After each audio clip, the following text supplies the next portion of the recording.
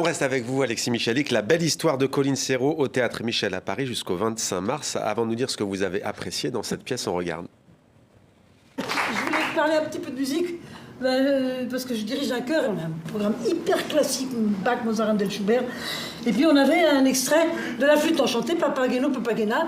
Et le curé de ce village nous dit non, ça vous le jouerez pas, parce que Mozart était franc-maçon. En fait, moi, j'aime beaucoup Dieu. Il a fait des trucs bien, quand même. Hein. Mais alors, j'ai du mal avec son personnel au sol. C'est pas mal. Pourquoi ce coup de cœur, Alexis Michalik? En fait, pour être tout à fait honnête, je n'ai même pas encore vu la pièce. Ah. Mais j'aime tellement Colline Serrault. Voilà, j'attendais d'y être. Je devais y aller il y a 2 semaines. Finalement, j'ai pas pu y aller. Donc, mais j'aime tellement son œuvre et j'aime tellement le fait qu'elle soit seule en scène à raconter ses histoires que je me dis comment on peut passer à côté de ça. En tout cas, là, ça donne envie effectivement d'aller la voir. Isma Niakini, vous avez choisi Green Border, film réalisé par Agnieszka Holland. On en parlait il y a quelques jours dans nos journaux à TV5 Monde. C'est actuellement en salle. Un film qui ne laisse personne indifférent. Ouais, c'est vraiment bouleversant.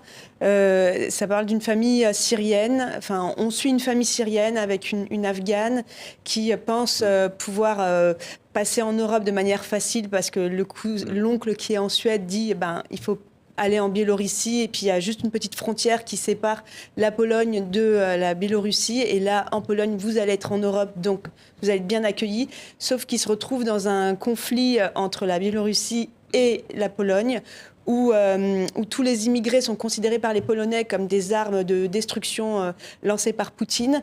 Donc ils se balancent tous ces migrants de chaque côté de la frontière. Il y a beaucoup de violence de la part des douaniers et on suit comme ça le parcours de cette famille. En même temps, on suit aussi le parcours d'un douanier polonais qui est tiraillé entre toute la propagande et aussi son humanité, en fait, de voir comment sont traités ces migrants. Eh bien, voici un aperçu de ce qu'on pourrait appeler cette violence de la déshumanisation. Donc, on est à la frontière entre la Biélorussie et la Pologne. Regardez. يا حبيبي لأنه نحن بنص الغابة. وصلنا على السؤال؟ لا حبيبي. ستار. $300 now. What is it?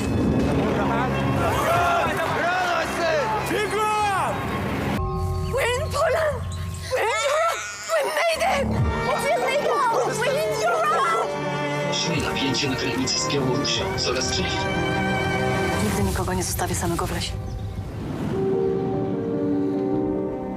Et autre film dans ses coups de cœur avec Leïla Bahsain, vous avez choisi Le Bleu du Caftan de Myriam Touzani. On regarde. القفطان كيخصو يعيش كتر من ولادو تلبسو بنتها من وراها يصبر للسماء يخدم مزيان؟ كيبان عجبان الحرفة بصح كيبان ما شبعان الآخرين خاصك تكمل ديك القفطان بالحق هادي السنين ما خدمتيش شي لبسة زوينة بحالها تبرزت من جهتكم حاولت نتخلص من هاد الشيء حياتي كاملة وانا كنحاول ما قدرتش ما كنعرف حتى راجل صافي في حالك انت سيد الرجال. Le Bleu du Caftan disponible sur les plateformes en VOD et SVOD. Pourquoi ce coup de cœur? Parce que c'était un film magnifique qui m'a beaucoup plu. D'ailleurs, c'était tourné à Salé, donc c'est ma ville natale. J'ai retrouvé des sensations de mon enfance qui m'ont beaucoup émue. Et puis, ça traite au fait d'un sujet encore tabou un peu au Maroc. Et le cinéma comme la littérature sont là aussi pour ça, pour parler de tout. Ça parle aussi de la complexité aussi des relations de couple. Et c'est très bien traité de ce point de vue-là.